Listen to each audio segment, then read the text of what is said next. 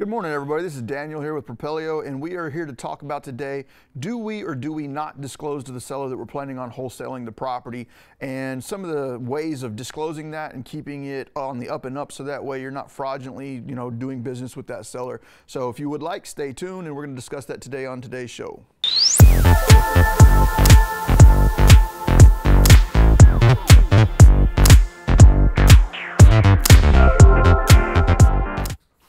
Good morning. It's gonna be a rough Monday, man. So if you ever see, if everybody knows that Daniel, or if you don't know, Daniel he gets really nervous up here. So if you see him, twigging or tweaking, or what is the word? Freaking out. Just, type in the comments, breathe, Daniel, it'll be okay. Man, I don't know why, man. We've been doing this almost a year and a half now, I guess, and still to this day, man, whenever it comes time to get on camera, those jitters creep up, the hyperventilation kicks in, and I'm stuck up here forgetting to breathe. And it probably didn't help that I think it's funny and cute and endearing, and I'm not making fun, but I am giggling. But. Man, I would too, man. So after a year and a half, I still get the jitters bad up here, but let's talk about when we're wholesaling properties. Like, if I'm out there and I'm trying to acquire contracts, I've seen a lot of people teach, that we don't tell them, that we do tell the seller that we're going to wholesale the property. So I'm going to go through and give my own input on that, my own thoughts and processes, and openly, and if y'all disagree with me, I'd gladly like to hear what y'all have to say about this, but if it's up to me, I consider it to be fraudulent if you don't tell the seller that you're intending to wholesale the property. And then from my point of view, I came from the school, and disclaimer, I'm indifferent on this, but I came from the school of thought of, if you just say words like my partners and I, you can that's how you skirt the ethical gray area. So that's where I'd like to discuss today, because there's a lot of ways that we can open that topic up and discuss with sellers. That is one of the ways. I'm personally not the biggest fan of that way, but I've done it myself, so I can't say that I wouldn't. But overall, I just don't think it's right, especially if you do not have the cash yourself to close that thing. If in the event you're unable to assign that contract, that you do not disclose to the seller that your intent is to wholesale. And then again, from the school of thought that I came from, and I just can't imagine, and I know Grant is on the same page you're talking about of just always disclose, but from my point of view, it's like, I'm okay with that, but I don't even know where to start. I don't know how to breach that conversation, so I would like to get into that towards the end. But well, that's what I'm wanting to discuss today, because that is an awkward conversation to have with the seller. Just like, excuse me, seller, I know that you're really in a bad situation and you want to get this property closed as soon as possible, but I have no intentions of buying your property. I'd just like to lock it up under contract for as cheap as I can, and then hopefully sell that contract to somebody else that can hopefully perform. That's an awkward conversation to have with the seller. And then from a realtor's perspective, you are being fraudulent because you're basically acting as a realtor, but you're not licensed and you're taking a bigger commission. Yeah, because a lot of realtors will get upset that you're flipping contracts, and they will try, because of their own lack of education, to say that you're acting as a realtor. And if I am marketing properties without a contract, then yes, I would be acting as a realtor. But if I'm marketing a property that I have equitable interest in, then by all means, I fall within the clean area of the law that says I'm allowed to do that. And then, like, side mini gold nugget, we call it gold. This is a gold flake. Like, we always, where I learned from Tim Harridge and Jason Riney was, we had an addendum A for everything, and that had all our disclosures. And one of those bullet points was, and this is to the seller, we have the ability to market your property. Right. So if you're not putting that in your contracts, either have an addendum or put it in the special provisions, I have the ability to market this property. Anyways, that's your gold flake. I'm not positive if that's required, but I also had that in all of my contracts, because I want to be as clear with the seller as possible. Right. I don't want that seller, and I even had it, and just to rewind, I did have a seller freak out because I was marketing their property, but I had it in my contract that I had all and complete and total rights to market the property. And I felt bad because I got an ass chewing that day. And again, what's required and what's right, what's required, what's right, and what will get you sued, those are all different things. So at the end of the day, you're always trying to have solid foundation of protection in CYA. And the CYA comes from disclosure. And like the more I can disclose and disclose in writing, I feel like the better off I would be in the event that somebody did try and take this to court in any such way or fashion. And to go back to where I was at, I had a seller one time call me up like in tears, cussing, screaming, just absolutely mad at me because they saw their property for sale on Zillow. And literally that, like in my contract, in the special provisions of my TREC, I have it clearly stated that the buyer has the right to market this property for resale prior to closing and purchasing this property. But her problem is that she was going through a divorce. She lived in a nicer neighborhood, and she was really concerned that her neighbors would find out about what was going on, and she wanted all of her stuff to be private. So when she found out that it was marketed, I had to let her just chew me out for 5 to 10 minutes of just, you're the worst piece of crap ever. And then just consistently, as I saw opportunities to drop in there, be like, you know, Section 17 of your contract clearly states that I'm allowed to market it. Here's another golden flake. If a seller wants to chew you out, let them chew you out. Let them get it out, you know, because at the end of the day, they can really not submarine or nosedive. I don't know what the saying is. They can nosedive and fall off the cliff fast. They could kill your contract faster than anything. Oh, I have a memorandum. Okay. Yeah, but unless you can get them to the title company to sign, it's nothing but a pain. And if you can avoid that pain, take the ass chewing, man. I literally sat there for 15 minutes of her just telling me that I was the worst piece of crap ever. And then finally, as we started getting towards the end of it, I'm like, I understand you're upset. I wasn't trying to hide this from you. It is in the contract, very clearly stated in bold letters. And then above and beyond that, your goal was for us to perform, and I would like for you to understand that the performance is still there. I do plan to close. I am on schedule for closing, and with all this to be said, you know, if there's anything I can do to help you, I know you don't like this on Zillow, I'll go ahead and take it off of Zillow, but let's go ahead and get this thing closed. And we still moved forward with closing, and she was okay with it, but she came unglued up front. So real quick, if you're watching, A, thank you, but B, drop in the comments, both YouTube and Facebook, what do you think? What do you currently do? Do you disclose, or do you kind of ride the gray area? To me, there's really no right and wrong. It is just what it is, and hopefully you do, as long as you're doing the right thing, do the right thing. I also want to give homework to people working on the replay, which is write out a pro-con. The pros to disclose and the cons to disclose. The pros to not disclose, the cons to not disclose. And just, you know, at the end of the day, I don't think any Daniel or myself or anybody up here is ever telling you what you should or should not do. It's just like, look, here's the information, make a decision for yourself. On my side, I would lean towards you need to disclose, because if you're not disclosing, especially if you do not have the capital backing you to close and perform yourself, then I feel like you are, you know, at a point where if you're standing in front of a judge, it could look like you were doing something fraudulent. And I think from a newer wholesaler or somebody that's new to negotiating, whatever. There's that fear of, well, that's just another thing I got to overcome. So I'm going to try and give 3 different ways to overcome that today. I'll go through some of the things I would personally do to open that conversation up, and depending upon the specific situation, I would disclose this in different ways. So one of the things that I would do with a seller, and I discussed this with Jay Coleman on last week's show, but I'm going to apply it to this specific scenario here, is anytime I would go in to purchase a property or get a property under contract, I would always go for the deepest possible discount that I felt like I could get. I would go as deep as I could. And a discount that was as deep as I could possibly go was a price that, regardless of whether or not I could assign the contract, but with a property discounted that deep, I should easily be able to assign the contract. But I would go for something so deep that I wanted to buy it, you know, because I prefer rehabbing. I like to rehab properties and sell them.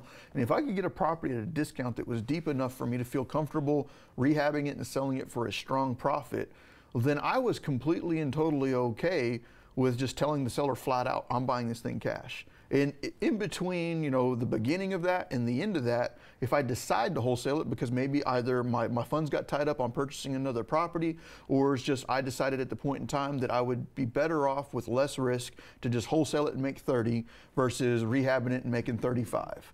But those two things combined, what I would end up doing is I'd go in there with the seller, and I'm just going to use a property that, let's say, would resell for $100,000. and I think it needs 20,000 in repairs. Well, if I can get that thing under contract for 30 grand, and it's got 20,000 in repairs, I'm only into it for 50. It's a 50%. That's a no-brainer. There's like no way in the world I'm not buying that property.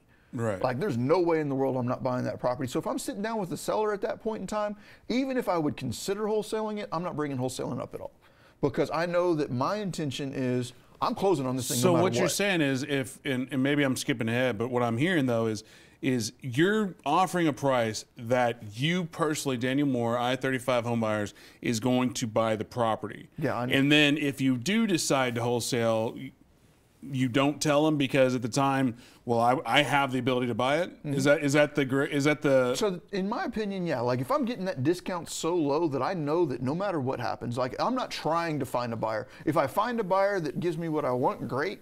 If I don't find a buyer that gives me what I want, I'm buying it no matter what. So in that situation, I don't feel like I'm doing something wrong by that seller, because I know no matter what, I'm buying that property.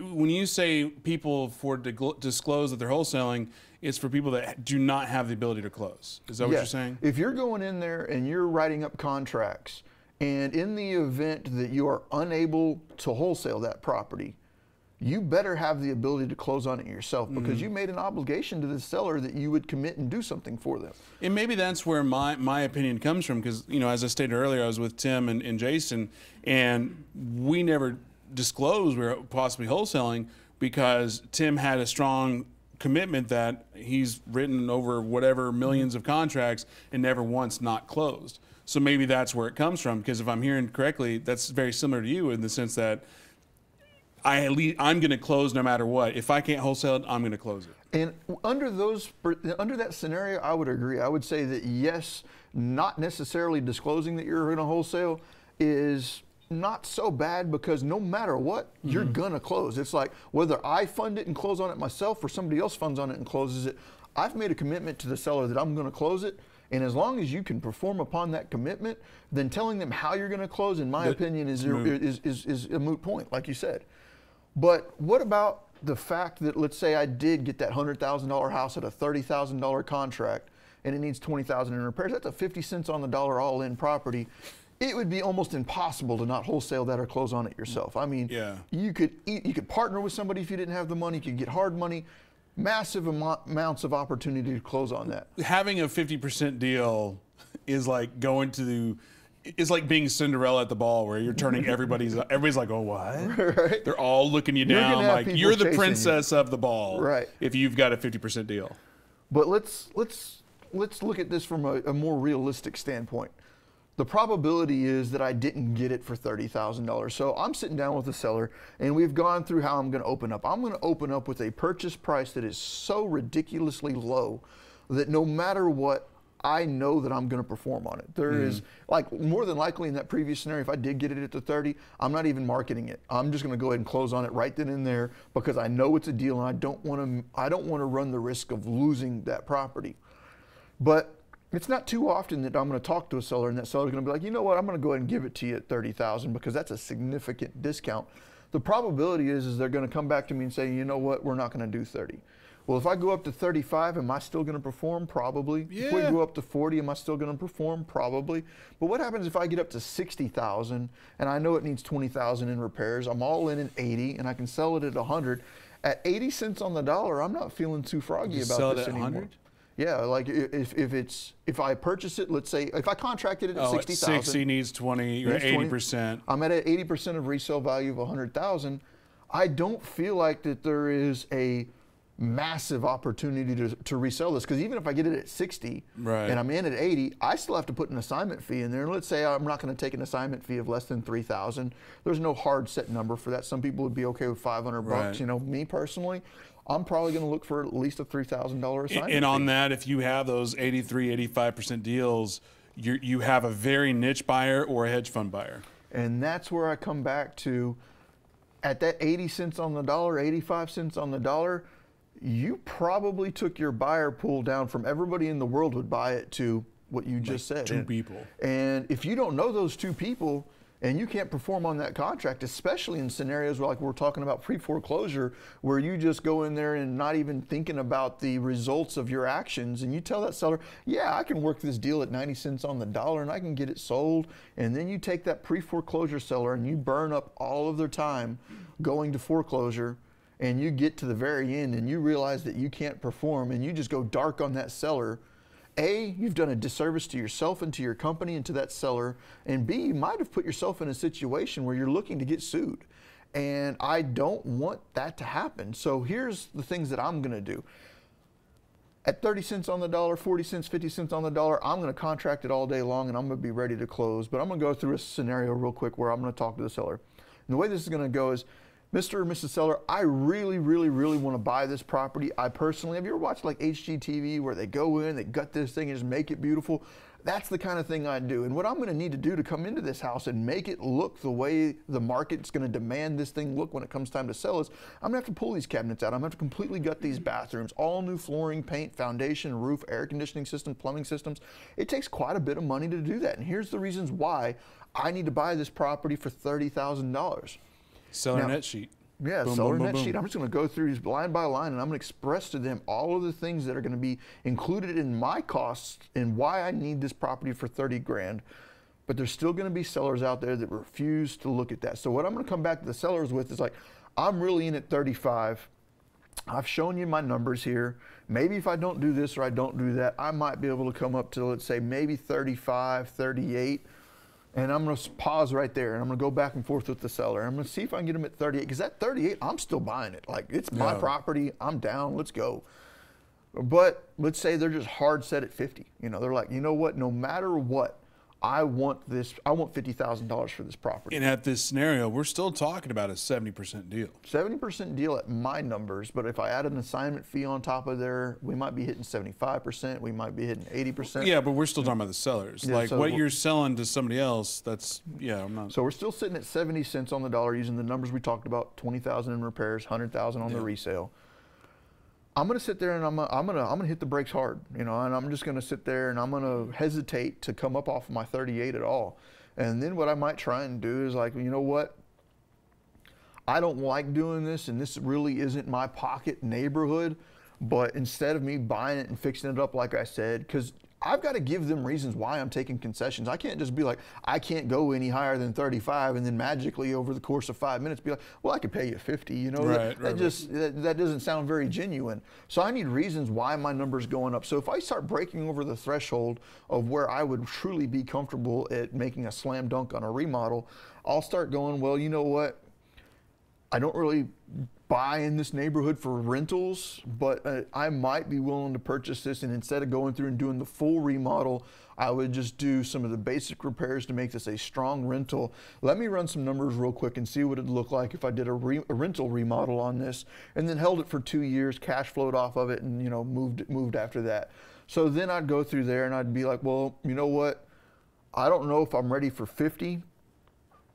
Could we do 45? And just pause and see if I can get them to do 45. I was at 30, they're at 50.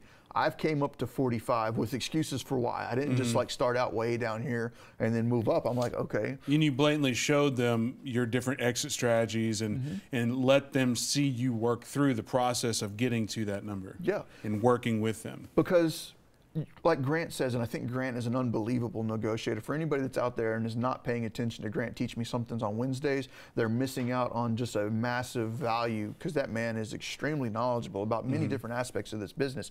But negotiating is definitely one of his strong suits. So I've got two different types of sellers. I'm going to have a seller that is strictly factual, strictly data. They want to see as much data as they possibly can. My left brain seller. Your head. And you know, I'm in the head heart guy. He's the head person. I'm just going to sit there and I'm going to run through the net sheet with them. All right, but I've also got the seller that is all about the vision. They want to see what's going on there. So I'm going to simultaneously work both. I'm going to be sitting there hitting the numbers, but if I feel like they're a heart type of person, they want to see what's happening in the future. As I'm going through the numbers with them, I'm going to start telling them the story of what I am doing to this property and why I'm going to do this and how things are going to happen moving forward. But we started out at 30. I'm now up to 45, and I'm sitting there with the seller. Yeah, up to now you still haven't talked about wholesaling at all. Wholesaling at all. But at 48, I'm still feeling comfortable at closing this deal myself, or 45. Because if I got 20,000 in repairs, I'm all in at 65. I'm still at 65 cents on the dollar. Right. I just haven't disclosed to the seller that, you know what, I'm still happy at 65 cents. But I have given them reasons for why I'm coming off of my 30. My 30 number is a slam dunk remodel. My 45 number is a so-so remodel. You know, I'll still make probably $15,000 to $20,000 off of that at 100 grand. And the reason that is, you know, if I'm all in at 65, 70, closing costs, holding costs, costs of capital, resale fees, everything else eats up the nugget. And this is where everybody has a different opinion, because I'm hearing 65%. I still think that's a slam dunk deal, because especially in our market right now, I don't know why I'm doing this, but especially in our market right now, like, when's the last time anybody had a 65% deal? It's just because everybody's bid up. So I would say if you can get a 68 and sell it at 75, sell it at 78%, you're doing a massive, epic job.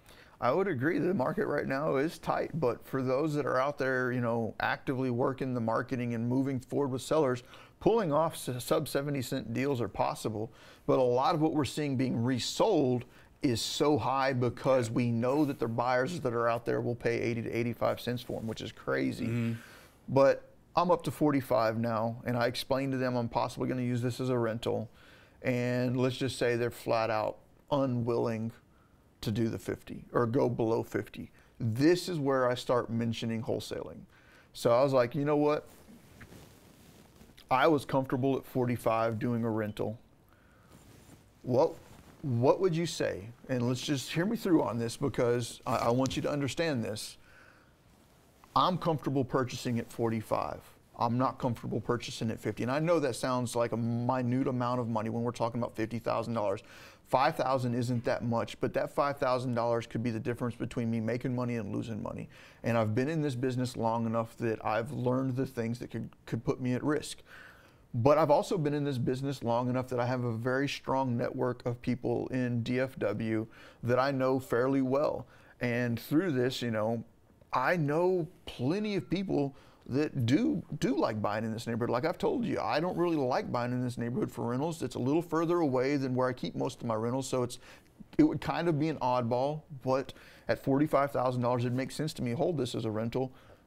But if you're dead set on 50, I've got a list of about 8,000 real estate investors here in DFW that all purchase properties, many of which purchase them as landlords, and many of which own rental property in this neighborhood. How would you feel if I went ahead and told all 8,000 of those real estate investors in one shot that your property is available for sale, and see if any of them are interested in buying it? That would save you the time of trying to find 20, 30 more people just like me to bring through this house, go through the same conversations we've had. I could simplify this process for you, speed it up, and considering the situation you're in right now, speed is critical to what's going on. What if I could put you in front of 8,000 other investors that probably be willing to pay $50,000 for this property?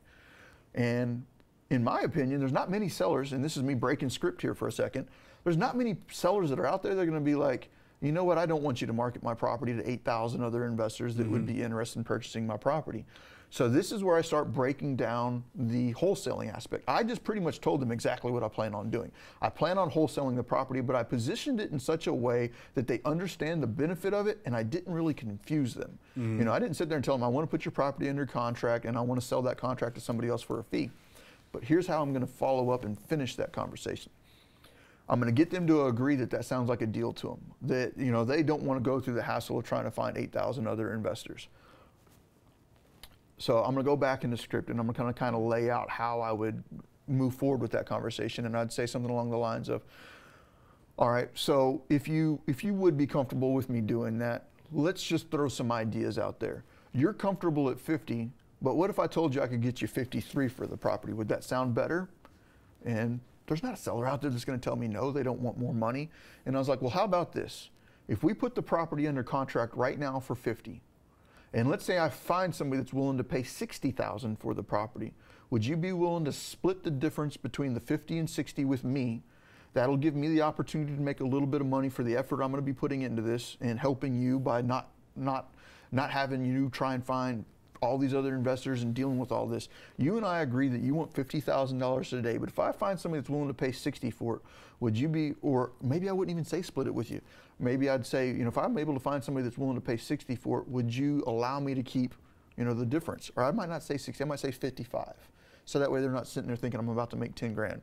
I would say something along the lines of, if I could find somebody that'd be willing to pay 52,000 for this or pay 53,000 for this, would you be okay with me keeping the $2,000 to $3,000 over for my money or for my effort? Mm-hmm.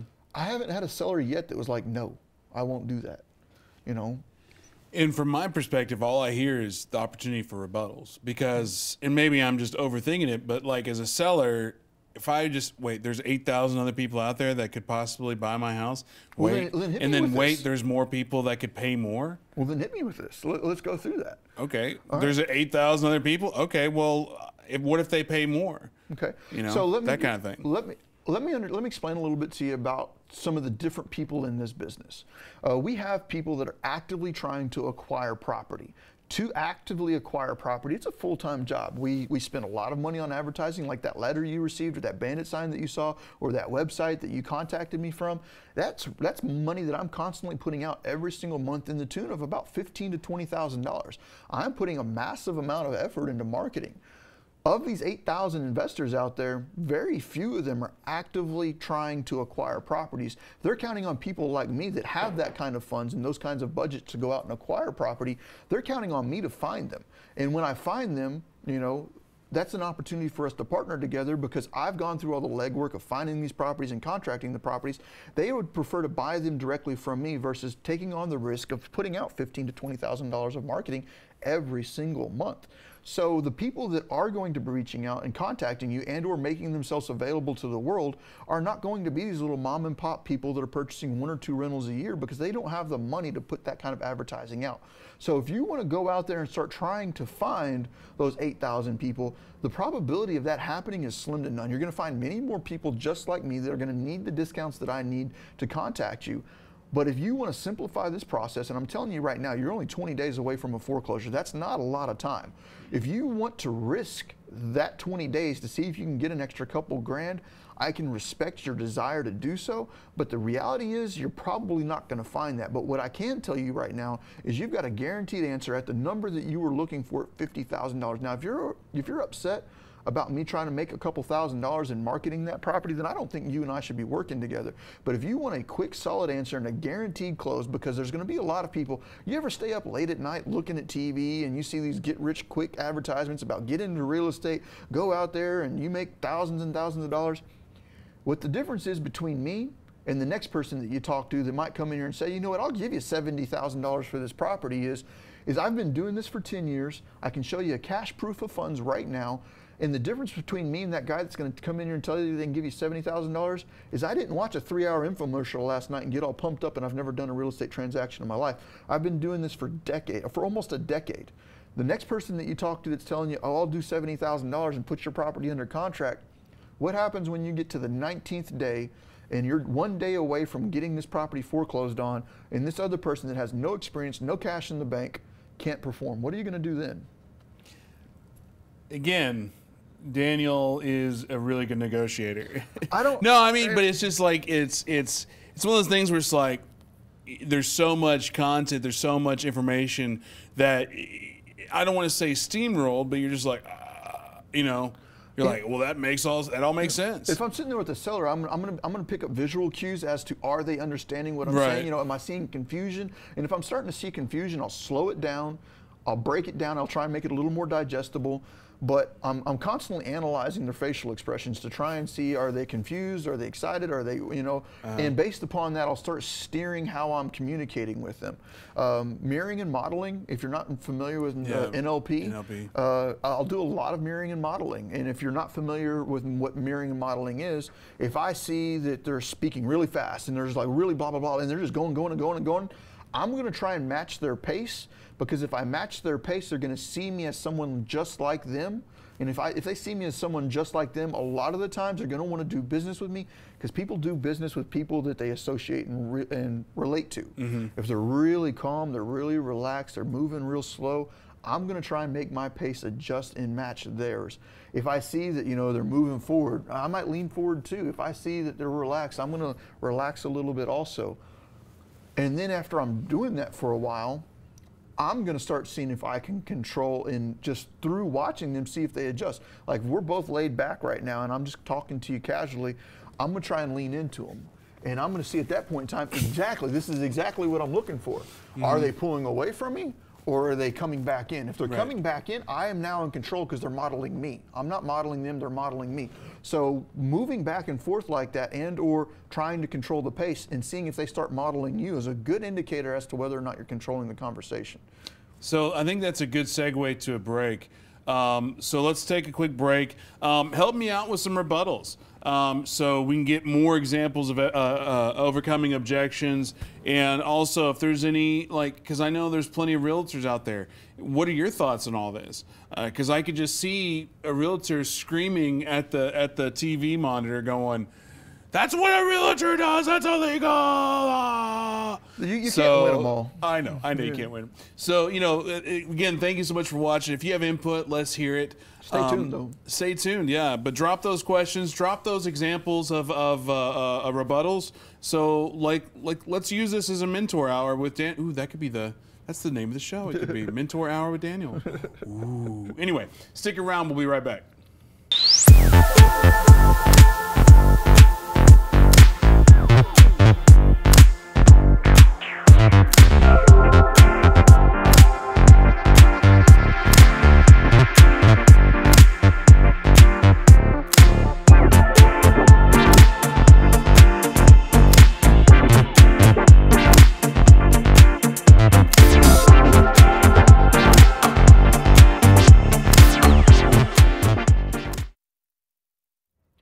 All right, so thank you for sticking with us through that commercial break. But we were discussing moving forward with the contract. How are we going to disclose to these people that we're wholesaling their property?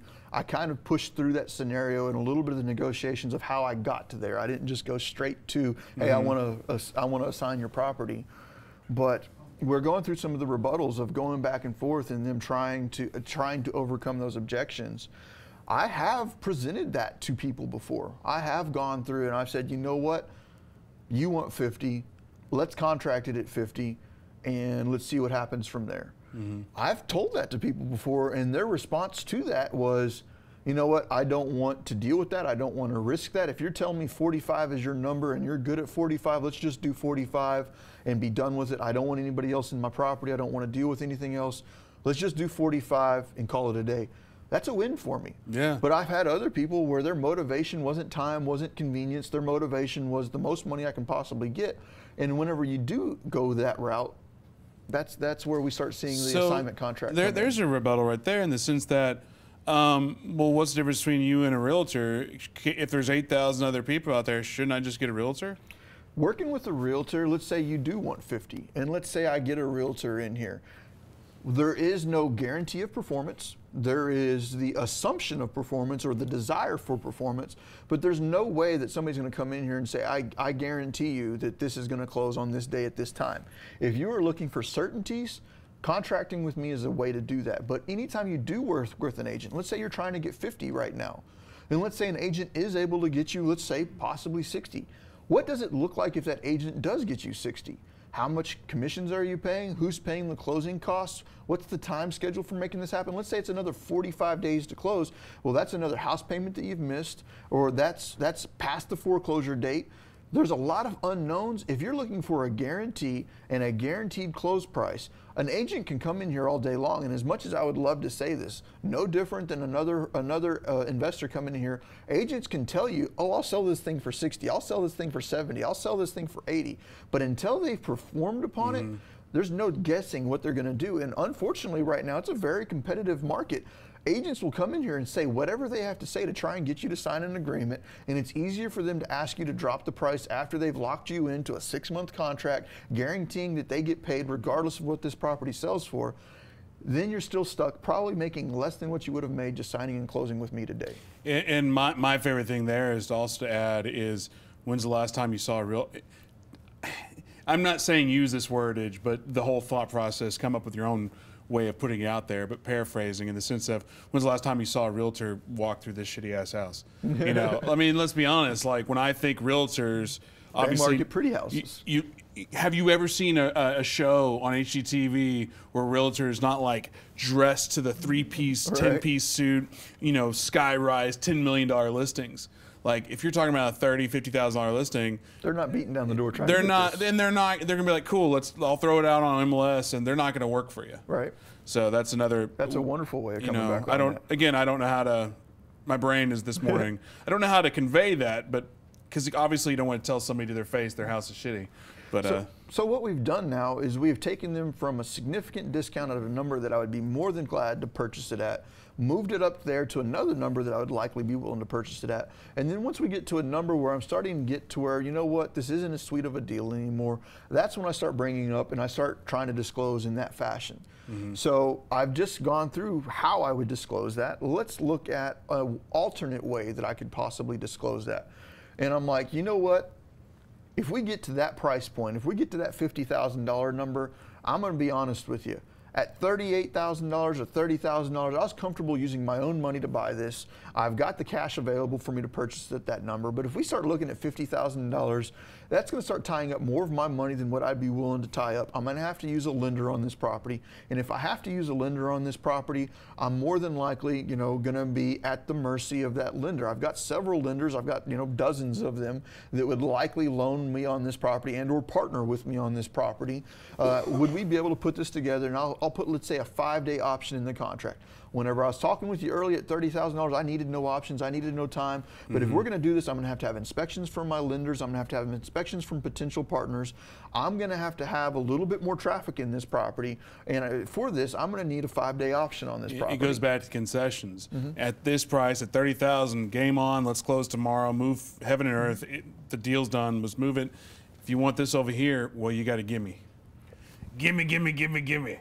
And that goes back to a wonderful book that was recommended me by Grant, and that was Influence, The Psychology of Persuasion, written by, I was about to say Nouriel Roubini. Robert Cialdini. Yeah, Robert Cialdini or something. It's something fancy. It sounds Italian.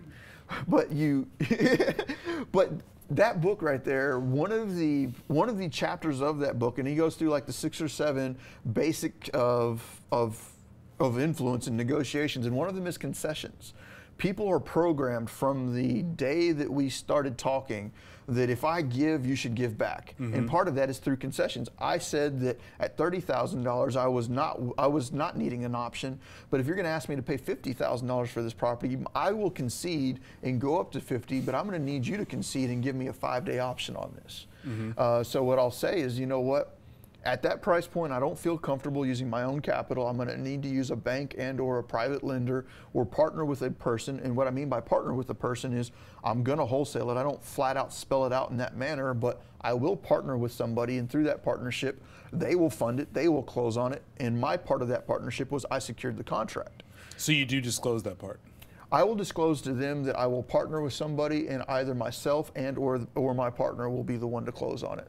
But the way I word it isn't confusing, because that seller is not going to directly understand.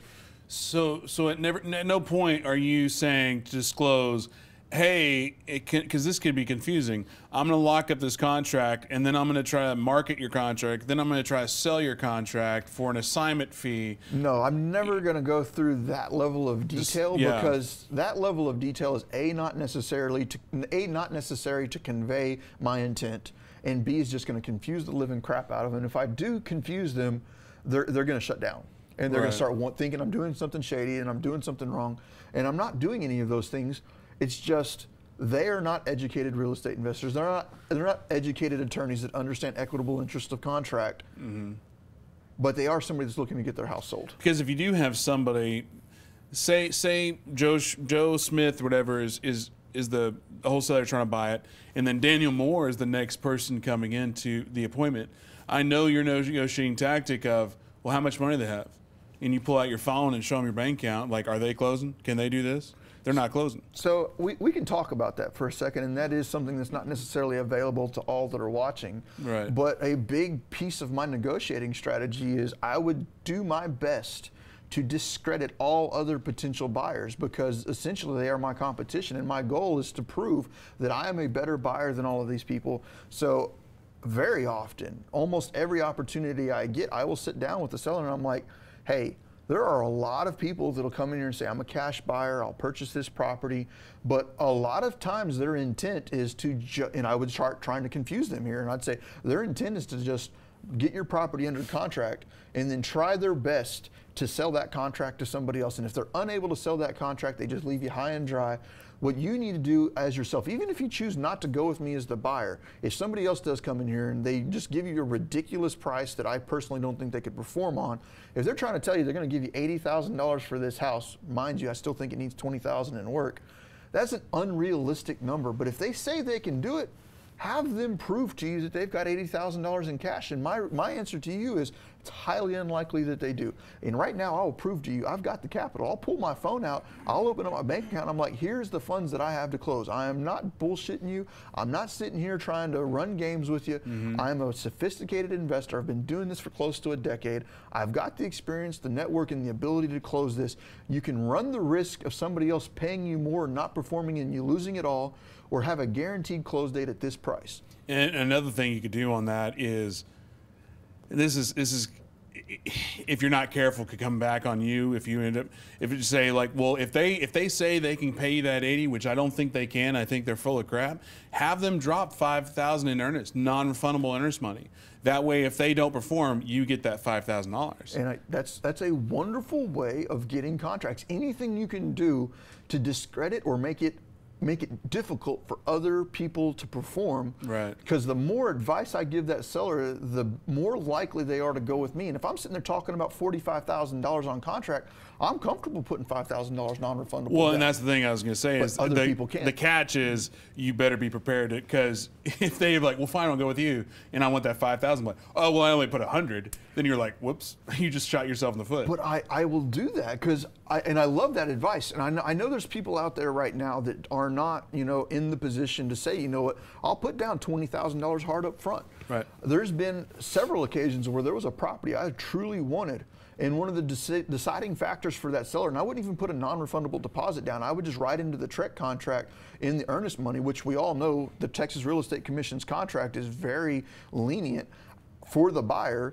I would say, you know what, I'll put $20,000 down today in earnest to get this contract. And even if I intended to wholesale it, that $20,000 is there, and that makes that seller feel like they are working with somebody that can perform. So let's open up the conversation about the individuals who are new, who don't have 5,000, who don't have the 20,000, and don't have the ability to do this tactic. So, because to summarize everything you've said so far, I'm 100% game on, girlfriend, because it's like, yeah, it's because you've made it a negotiating tactic versus just disclosing. Because I want to buy it at 30. No? Okay, well, 35. No? Well, you really want 50? Okay, well, the only way I can do that is if I do this X, Y, Z. And yes, I skipped some steps, so watch the replay. But you've made it a negotiating tactic versus, hey, this is what I was going to do from day one. And that's because, A, it gives me the opportunity to take concessions. It seems really disingenuous if I come in and I'm like, I can't pay you more than $30,000 for this property, and then I bump my price 20 grand over the course of a half hour. That just doesn't seem very realistic. But let's shift to the person that doesn't have the ability, that does start at 30 because they want a slam down wholesale deal, that does not have 30 to close on. When do they start?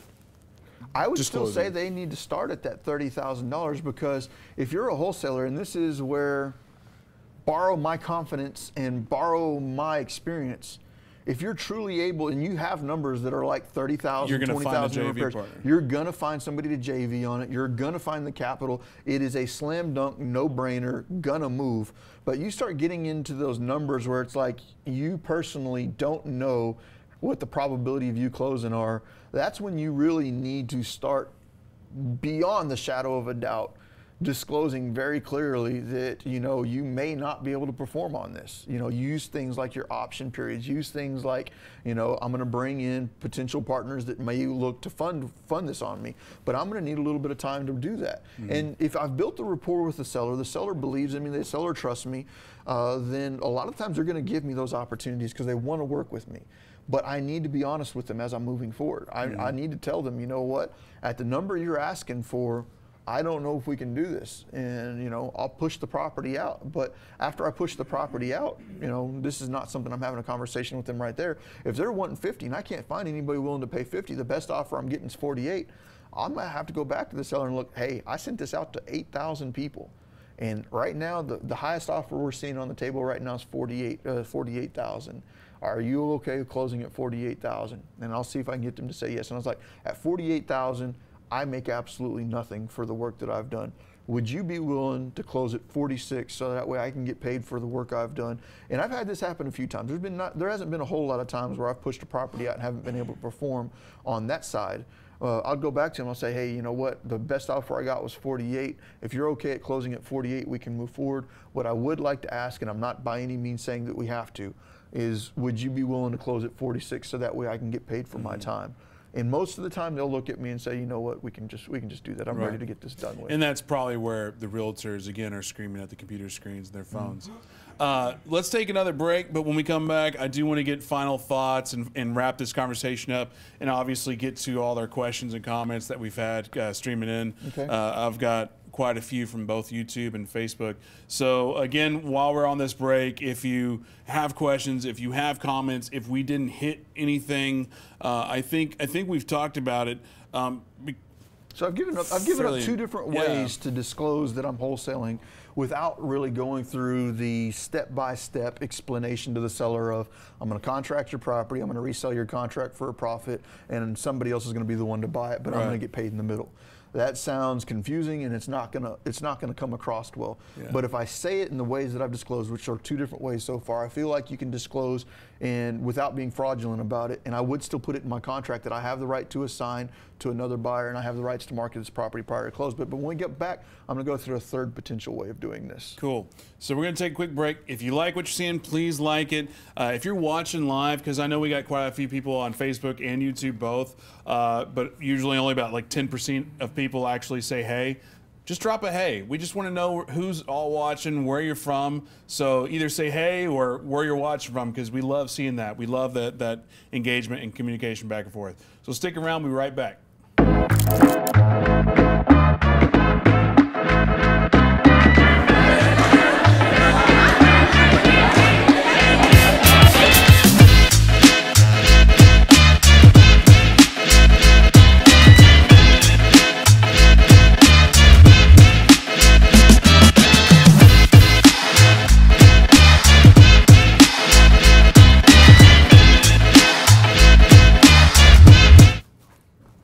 You take it. Welcome back. You know, that's the beauty of what we're doing. So before we went to break, you had mentioned that there's a 3rd strategy. Before we get to that, I would like to give us an opportunity to give us a plug. So if you don't mind, what is Propelio.com? Propelio.com is software tools for real estate investors to help you generate more leads. If you need lead lists are available. We are working right now on purchasing a nationwide data set, so that's coming here probably 1st quarter. Beyond that, if you're trying to generate online leads, if you're needing a website for your business, you know, we're talking like 18 seconds. You get into Propelio, you type in a domain name that you want, and boom, you've got a website. No tech experience needed whatsoever. The ability to run due diligence, MLS comps. If you're trying to source deals off the MLS, we're running algorithms. There's all kinds of stuff that Propelio can do for you. So with that being said, it doesn't take much of your time. That's why we're here. We want y'all to understand what Propelio is. Go to Propelio.com and just, you know, see what kind of resources we have there. And a big nugget there that many don't know or do not know of yet, and that is that we have the Propelio Academy. This is not a sales funnel. This is not an upsell. Propelio Academy is 100% actionable content geared to real estate investors that is free. And when I mean free, you can get some of the best education out there, like on par with these $30,000, $50,000, $100,000 courses. Propelio.com is generating and providing that education to y'all at no cost to you. We have spent a massive amount of money producing it, but we're giving all of that education away to y'all for free. So if you're watching right now and you want to learn more about real estate investing, check out the Propelio Academy. And as far as Propelio TV, we're live every single day, Monday through Friday, 11 a.m., with the other couple of shows here and there in the evenings and afternoons. So thanks again for tuning in. We really like that. So strategy number 3. Strategy number 3 is if you didn't like the first 2 and you're really not trying to do that $30,000, work it up to $50,000 number, which I think you should be doing. But if you're just, I could always just go in there and say, you know what, hey, I work with thousands of investors in the marketplace, and my job in this partnership is I help them find property. And part of me helping them find property is they're willing to pay me for my services. So right now, to be honest with you, I feel like I've got probably 7 or 8 people that I personally know that like buying properties just like yours. And if you're willing to give it to me at $50,000, let's go ahead and put it under contract at $50,000. I'll talk to these 7 or 8 people that I know well, and I'll leave it up to them how much they pay me for this. But if you're okay with taking 50 for it, let's go ahead and lock this thing up right now at $50,000. I am going to tell you right now, my partners are going to want to come through here. They're going to want to take a look at it, so be prepared for that. Setting expectations. Yeah, setting expectations. They're going to want to come through here and take a look at it. But of these 7 to 8 people, and like I said, I've got thousands of people, but I personally know like 7 to 8 of them that I know like these types of properties. And if you're okay with it, you know what, we'll take this at 50, and I'll talk to them. I'll bring them through, and you know what, of these 7 to 8 people, I feel confident that one of them is going to buy it. Now, if you're not cool with that, then you know what, I might need to buy this at 40, and at 40, I'll personally buy it. I'll guarantee all day long at $40,000, I'll buy it. But if you're wanting 50, I still think I can definitely get you the 50, but I'm going to just have to bring one of my partners in here to fund on it and close on it. So you don't shy away that you're running through your partners through? Nope. Because a lot of time they hear, I'm assuming if somebody hears 7 or 8 people come through here, well, hell, I'll just get a realtor, and then that's a lot of, a lot of people to come through. Because I know in the past with Jason, his strategy was, I've got to get my lenders through here, I got to get inspectors through here, I got to get insurance company through here. So that's 3 different opportunities to get 3 different people in there. But if you're, I got my contractors, I got my foundation guy. Those are all added opportunities to get buyers in through the house. So there's several different ways of handling that. The way Jason deals with it, 2 things I need to Everybody's different. Yeah, everybody's different, but I still believe that you need to be honest with these people and tell them what you're doing. There's a question I need to ask myself. Is it owner occupied or is it vacant? If it's vacant, it makes the wholesaling process so much easier because pretty much it's go and show. I can bring people in whenever I want to. Not a whole lot of issues, but if the owner is still living there, then I try and build as much interest as I can up front and have a scheduled showing where I can have the house to myself, let the seller know, hey, when I bring my partners through, I would prefer to have the conversations to myself because, there's just, it is what it is. Going back to the vacant houses, like, I haven't done this in years and years, but back in 2002, 2003, in my first stint with real estate, like I don't know anybody that's broken into more houses than I have. I mean, obviously, if you're still doing real estate, you've probably done a million of them. But back in the day, it's like I've kicked in so many doors because the vacant houses, it's like, well, if it's boarded up and there's no key lock, you just kick it in. Yep. Allegedly. Yeah. You need to have permission with the seller. You need to have something there. But I'm not. All things considered. If it's a vacant property, and you are allowed access, you're given permission. You need to gain access to the property. There's Daniel with let's really disclose. So anyway, is there any other strategies? I know I'm not really. My game for rebuttals was not strong today. What are the biggest rebuttals that you've seen that you have I'll change up that last opportunity to disclose, and I'll throw out a different scenario there, and I'll do another way of presenting this might be, hey, you know what? I do a lot of marketing. I'm doing $15,000 to $20,000 a month in marketing right now. I find a lot of opportunity. This property is just one of many opportunities I'm going to have this month. I buy and I contract a lot of property every single month. My intent right now is I'm going to go ahead and purchase this property. But what might happen is next week I end up with another opportunity that's a massive opportunity. And with me buying as many properties as I buy, I might get tight on funds. With that being said, what I'm going to tell you right now is I still intend to perform on this contract. So in the event that I find another opportunity that's going to tie up my capital, I'm going to go ahead and bring one of my partners in. I'm going to get them to close on it. So I don't want you feeling like, that we're nervous here, but I just need to be upfront with you, with as much marketing as I do, with as many opportunities as I get. Not every single property that I put under contract is going to be a property that I personally close on, but at the numbers that we're looking at right now, I've got plenty of partners, and if I do end up in a situation where I've got other opportunities that are better than this one, I'll call one of my friends up, My friends are they're very well networked and professional people. If I end up getting tied up into another property, I'll go ahead and let one of my other friends perform on this, so that way you're still in a good position and we can move forward. So to summarize all the strategies we've talked about and the disclosure, from what I'm hearing is you're disclosing up to the point where they have the base knowledge of what you're doing, but you're not really spelling out, you know, I'm a wholesaler and I'm going to wholesale your property. It's going to confuse them. They're not going to understand it. And I can disclose without giving them terms like wholesaling, assignments of contracts, double closes. Right. Marketing fees, et cetera, et cetera.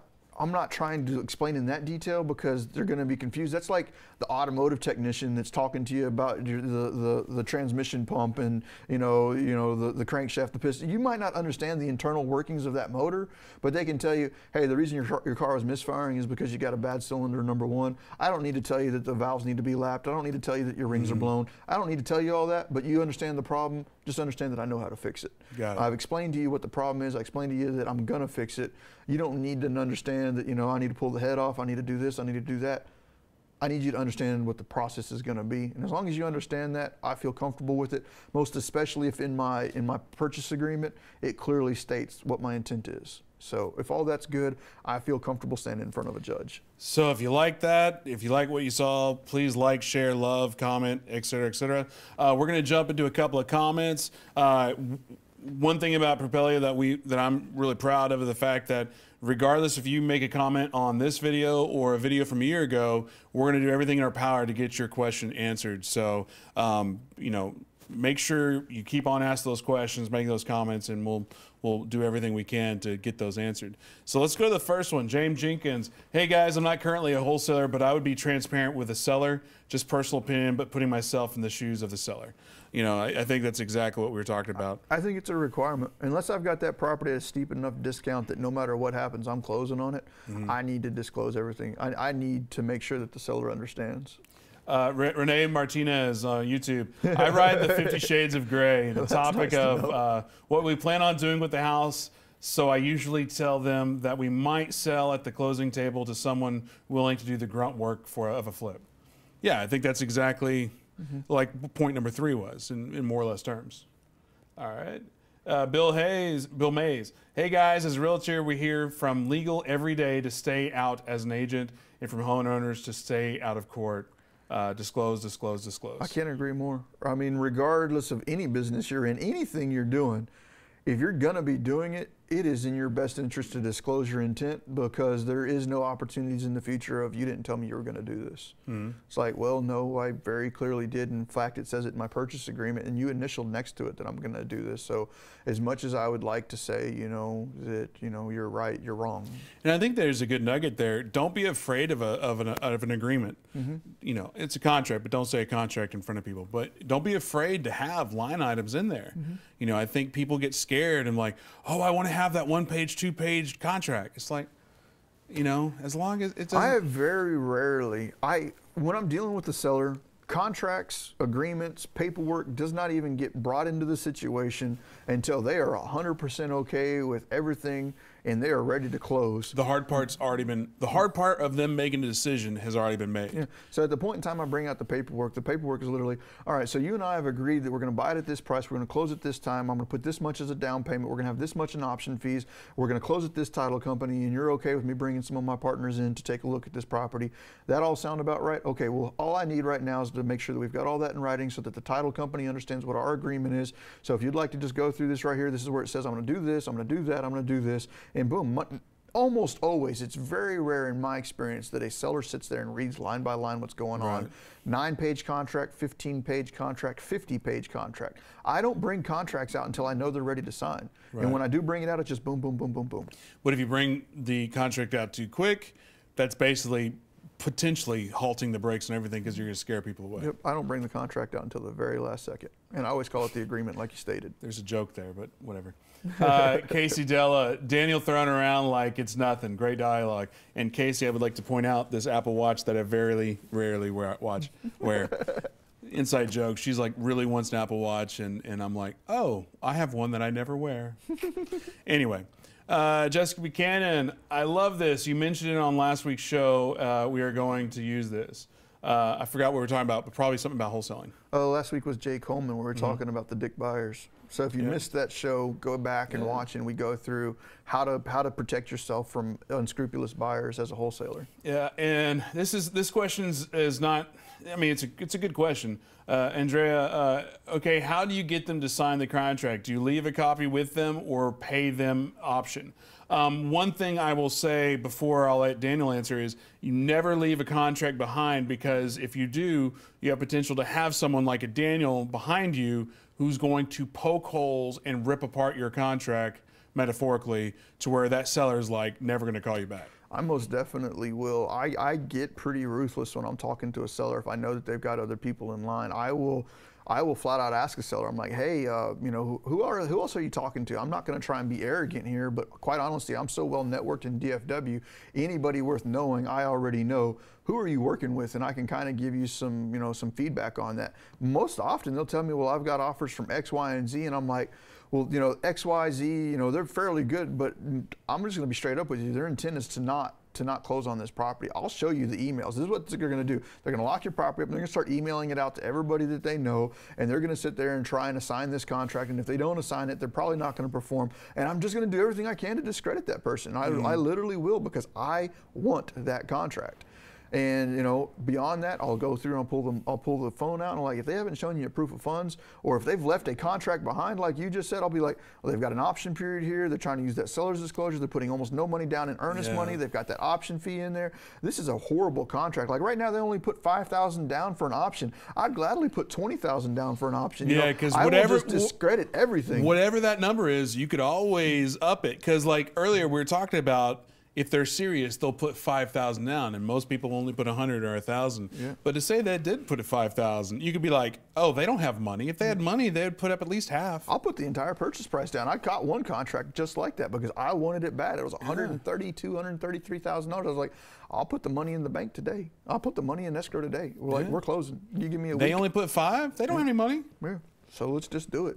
So yeah, that worked. I don't think I really answered her question though, but would I leave a copy of my contract behind? No. Would I leave a signed, executed copy behind? Yes. I don't know which one you were talking about, but if they executed a contract with me, most definitely I'd leave a copy behind. If they have not executed a contract with me, I am not leaving my contract behind. And as far as an option, yeah, I mean, if you can get an option, I would say, if you have the ability to, and maybe we have a different opinion, but if you have the ability to get an option on any contract, go for it. I wouldn't necessarily, you could lead with that, but when you lead with that, you have, again, the potential of somebody else coming in, oh, they want an option? That means they're not serious. But if you can get an option, game on. With options, I would always request one up front, depending upon how solid of a contract this is. If it's a super solid contract, I'm doing everything I can to just close. I'm not trying to leave any rooms for the seller to be, you know, have some trepidation on this. I want them to be confident on moving forward. So if I've got a slam dunk deal, no option. I'm not even going to ask for one. But if I'm like, I'll try and get the option, and then through my negotiations, if I'm seeing that, you know, I need to take a concession, I'll wipe the option off if I can get them to give me something else that I want. I'll use the option as a negotiation tool, because especially if I'm using the state promulgated form, the TREC contract here in Texas, there are so many outs for me as the buyer. I don't even need the option with the way, there's like 9 outs on a TREC contract for a buyer that you can be aware of. And if you're not aware of them, just read the contract. I use the seller's disclosure all the time. So. And then maybe that should be a future episode of what makes a contract. Right. Let's do it. Let's do that. It's like, what makes an deal? Yeah. Jesse Buchanan, what should you not say? Don't want to cross the line. That would get us in trouble for not having a license. I know for newbies, we don't have the 10-year experience on our side. So what should they not say? I don't want to go through and give a well-rounded answer on this, because I'm not an attorney and I can't go through everything that you do or should or we're should not licensed, so I don't know what license people need to have. Yeah, I mean, on that side, I'm going to say, what should I not say? You can't say you're an agent. You can't say, I'm going to market your property for you and see if I can find a buyer. You know, what I'm going to say is, you know, let's go ahead and put this thing under contract, because what I am doing is I'm working contracts. I'm not selling houses, I'm selling contracts. My ability to do this is, I've got a contract, I'm allowed to sell my contract. So how do I word that to the seller? I'm going to say, you know what? I've got a lot of partners that I work with. Part of my responsibilities in this partnership is I help secure contracts for the partnership, and depending upon what I do here, my partners pay me for that service. So if you'd be interested in moving forward, you're comfortable at that $50,000 price, let me go ahead and get the contract at $50,000. And like I told you before, I've got 7 to 8 solid people that I know buy in this neighborhood at this price point. Let's just go ahead and get it under contract at 50, and I'll go ahead and talk to my partners. And of the 7 to 8 of them, I'm pretty confident that one of them is going to go ahead and pull the trigger and move forward on that. That's how I would word it. Now, I don't want to go through and say that that's the only option, but that's how I'm going to word it on my side. Again, the real estate is all about being creative. I can't say that I'm going to help you sell your house. I don't think I'd feel comfortable saying all that type of stuff. You can't say, you got to keep ownership of it, that I'm doing this. Either I or the partners and I are going to be doing this. And my best advice to that is just have a quality attorney review that and just give you straight advice for that, because there's a difference between an attorney and a good one. Big difference. Yeah. Casey Della, sometimes we get under contract, then say our partner or contractor really wants this property. We've never had a problem wholesaling with their permission. See? Yeah. So many people get scared about saying what they're doing. Yeah. Get that fear out of your head. And if you've been taught by a mentor or some other resource of yours that you should not disclose and that you should try and keep it hidden, I would adamantly disagree that is ethical and be what you should be doing. There are plenty of ways to disclose what you're doing without it coming across freaky or scary. And it goes back to, like, if you feel like what you're about to say is going to lose you the contract, it probably is going to lose the contract, because you're probably going to say it in a way that comes off as shady, creepy, sly, or whatever, or unconfident. But if you just hit that in between the nose, be like, hey, this is what we're doing. It's like talking, I don't want to say you're talking to a seller is like talking to a dog, but like with a dog, confidence. You got to be confident. Yep. That's probably, can we edit that out? Confidence plays a big deal in everything you do. Yeah. And if you're sitting there with the seller and the seller feels like you're nervous, the seller feels like you're unable to perform, your lack of confidence is going to give them a lack of confidence. And if you give them a lack of confidence, they're not going to move forward with you. Yeah. Andrea, I hear from seller is I have 2 more appointments and going to see if they could pay me more. How do you close them then? I've got 2 more. So we're an appointment. I'm the seller. You're the buyer. Hey, that's great and all, but I have 2 more appointments after you. I'm going to push hard to get it closed. A. B, and I've done this more than once, especially on probates, is I open up a dialogue with the seller and keep them engaged with me. I get that rapport up there. I do everything I can to build that connection with the seller because I want that seller to do business with me. And I've told more than one person, rapport buys more houses than money ever will. So if I know that I'm going to be competing with people and they're not willing and ready to execute on contract there, I'm going to push hard to do it. But if I start feeling like that pushing is getting them annoyed, I'll back off real quick because I don't want to annoy that person. But what I'm going to then do is I'm going to transition and or maintain through this conversation rapport building. I'm going to do everything I can to continue building rapport and keep that seller talking so that way I can make that connection. Once I've made that connection before I leave the house and or like if I know that I'm back to back to back with other appointments, I will start talking to the point of I will talk straight through somebody else's appointment. I will just sit there with the seller, another wholesaler will show up, and I won't get up and leave. I can't wait to hear this. I wish somebody would do this and let me get them back. I'd be like, hey, you hungry? Let's order some pizza. I would love to hear a story of a wholesaler like just sitting in there at kitchen table, like you said, you're not leaving until we get the contract. You get hungry. Okay, cool. You're hungry? Let's order pizza. Yeah. I have never heard of anybody doing that. I'm sure somebody's tried it. Ronnie Walker's done that. It wasn't pizza, but he literally took them out for it was like Saltgrass Steakhouse or something like that, and got them to sign it. But can you imagine like a day where somebody's booked out 3 to 5 appointments, and you're like number 2, and there's like 3 or 4 behind you, and you're like, cool, I'll wait it out. Let's order pizza. Like, I would love that. I haven't done the pizza part, but I have literally blown other wholesalers' appointments to the water, and you can just see it in their eyes. They're fucking you all day long, man. I haven't done it as much as you. I've done it once or twice. Matthew Osborne, can I use other? Okay, I see what you're saying. He's doing like if he was talking to the seller. and he just simply asks, can I use other people's money as a guarantee to a transaction for someone wholesaling their home? I want to go back to that previous question, not. though, Sorry. because I wasn't finished on that one. My bad. So if I'm sitting there and I burn through my other wholesalers' time, I will just eat up that seller's time, and I will let other wholesalers come in, and I'll just eat up the seller's time. And if you're seeing that the seller's getting annoyed with that, obviously you can back off and leave. But more than once, if I've built the rapport and we're just chit-chatting it up and things are going well, they'll have other people come in, oh yeah, go look through the house, and we'll just sit there and keep on talking. It completely blows the opportunity for those other wholesalers to make and build the rapport. Yeah. But something else, like if I know that the seller's next appointment's tomorrow morning or something like that, and I can't just sit there and burn it up, what I will do before I leave is like, hey, I'm gonna be honest with you right now. I have obviously gone through, I've ran my numbers. I know what I think this property is going to sell for. I've also gone through, and as you have seen, I didn't bring a contractor in here I look at so many houses, I can't just have a contractor follow through with me. So I've estimated my repairs are going to be $20,000, and I estimate that, you know what, I can resell this for $100 after I've done all my repairs.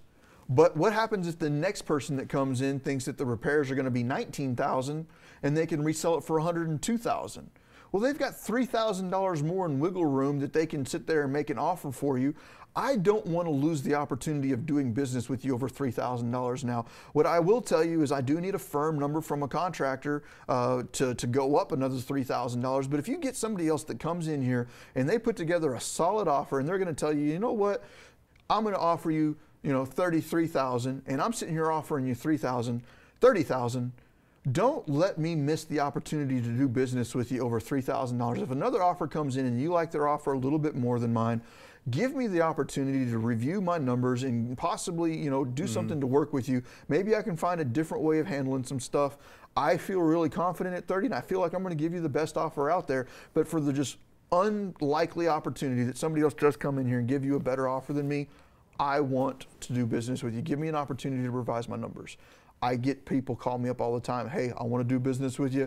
I did get another offer. I'll send it over to you. And if you match their offer, I'll give you the property. And that was a huge nugget of the why rapport is so important. Because if you don't have rapport and you just say, hey, if another offer comes in, let me have the ability to match it. Mm-hmm. They're going to be like, then why don't you just give me your best right now? There has to be meaning and there has to be a reason behind it. So that gets me a lot of contracts. So Matthew Osborne, can I use other people's money as a guarantee to a transaction for someone wholesaling their home? Can I use other people's money as a guarantee to a transaction for someone wholesaling their home? If you have a strong line of private capital, then I would say that, yeah, you can use that as a guarantee, but you better be confident that you can do it. I just don't believe in putting a seller in a position where you're unable to perform. Mm-hmm. Now, if you know that you can perform, then yeah, all day long.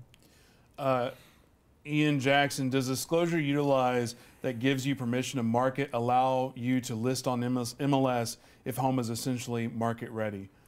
I've heard about this, and to me, being able to market an MLS, I know you've done it before, but to me, I've never done it before. It's kind of like that story, that ghost story in the background that you're like, oh, that would be cool, but I've never seen it actually done.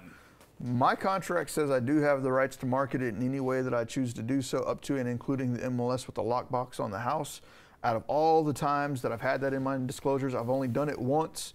And the one time that I did it, I don't know what the right or wrong answer was. Was I legally allowed to do so? Was I not legally allowed to do so? I do not have the answer for you on that. Mm-hmm. What I do know is that I did it. It worked for me.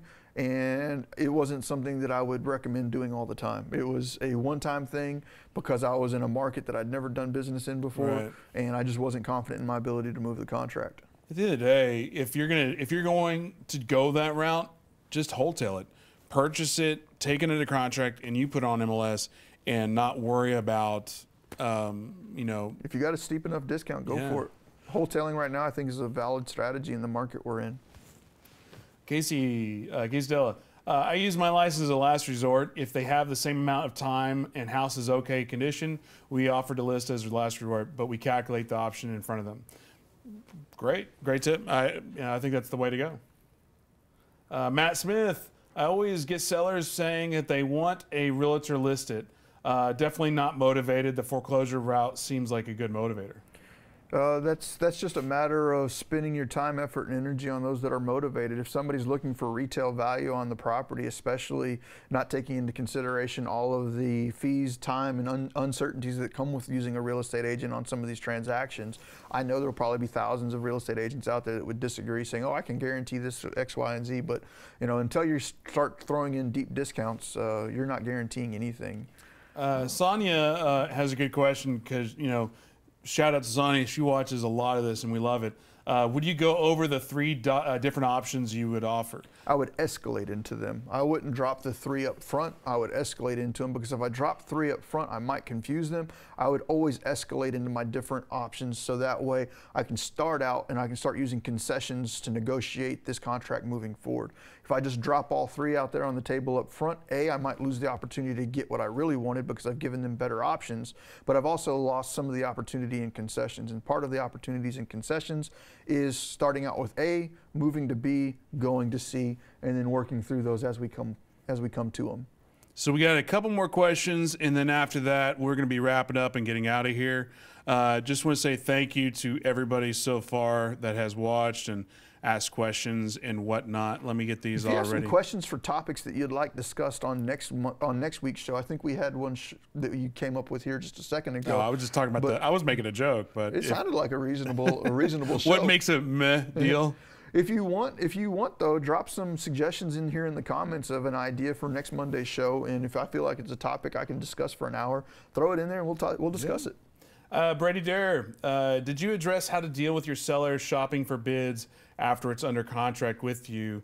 How do you get out of the contract? How do they get out of the contract? There's several things to think about there. How do you address the seller shopping for bids after they contract with you? There's nothing you can do to stop them from doing that. But up front, if you have built and established significant rapport with the seller, the likelihood of them doing that is not as high.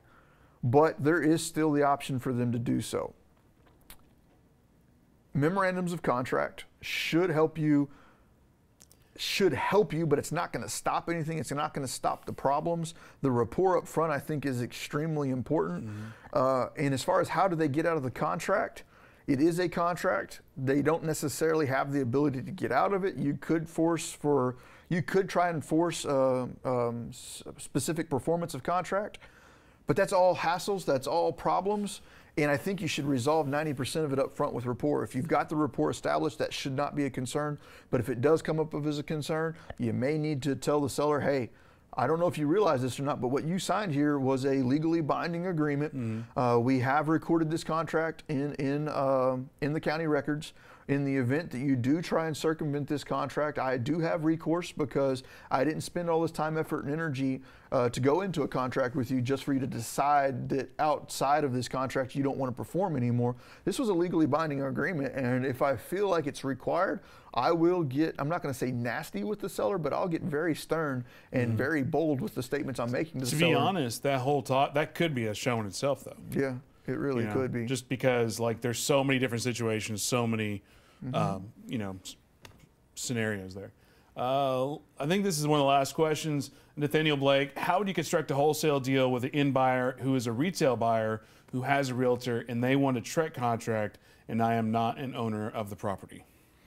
Educating the real estate agent as to what you're doing, and if we're not going to do it, if I'm going to do an assignment of contract on that particular thing and I've got a retail buyer, it depends on what they're closing with. If they're not closing with cash or hard money, it may not be an option for them to close on it.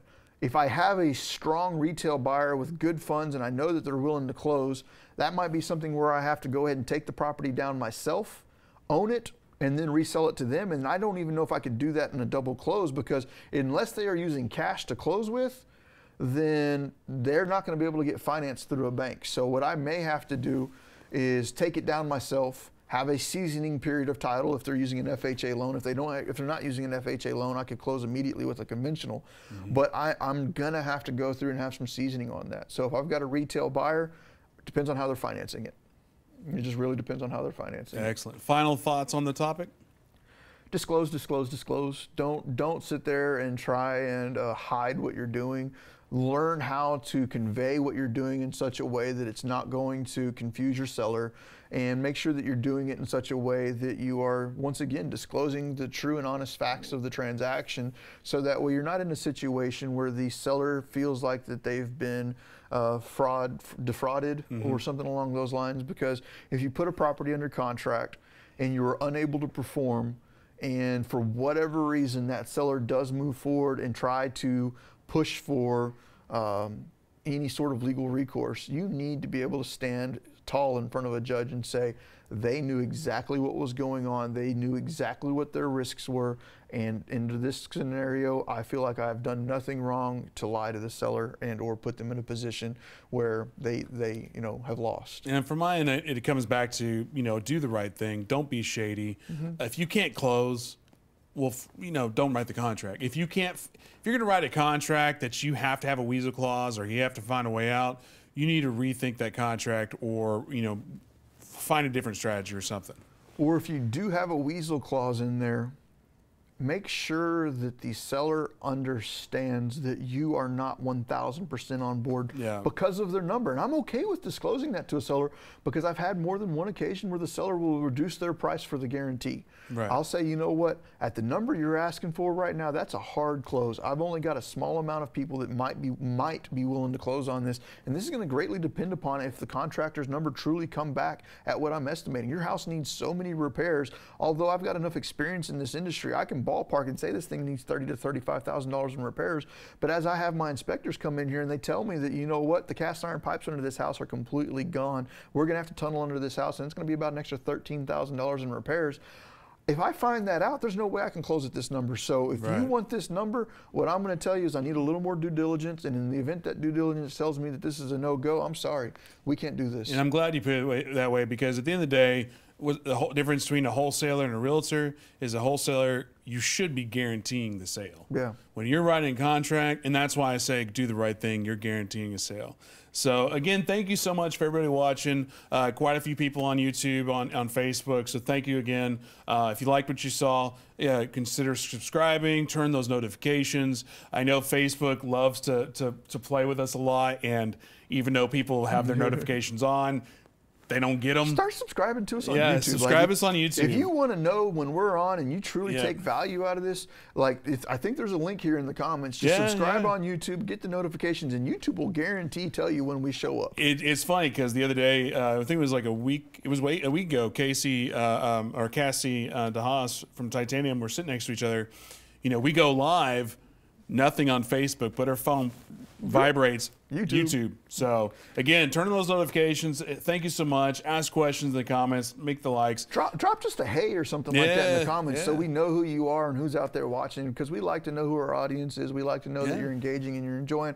If nothing else, just type a H down there, just something, just so that way we know you're there.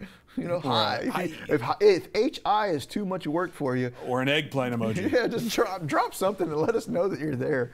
And we do appreciate every one of y'all for reaching out. If you have a suggestion for next Monday's show, hit us up, and thank you for watching. And real quick shout out, let me check my Apple Watch. Had to say Apple Watch. It's an old generation. So we will be having Roughneck Real Estate at 6 o'clock tonight with Corey and his guest. Guess where the top going to be? Courtney Newman. She basically went from being a bank clerk to like the top producing realtor in 3 years in Navarro County. That's awesome. So that's a cool topic. We try to keep it all things real estate in here. So tune in at 6 o'clock this evening for Roughneck Real Estate. Awesome. So anyway, thanks again. We'll see you tomorrow. We'll see you tonight. See you tomorrow. 11 o'clock every single day, Monday through Friday, 11 a.m. With, like I said, a couple sprinkled in the afternoons and evenings. So, Trey, say hi, say bye, take us away. Have a good one. There you go. Hey, everybody, I'm Ryan with Propelio. If you like what you saw, please subscribe. Turn on those notifications and stick around for more. We have tons of content like this all over our channel. So if you want to learn more about real estate investing, stick around, watch Propelio TV, and we'll see you later.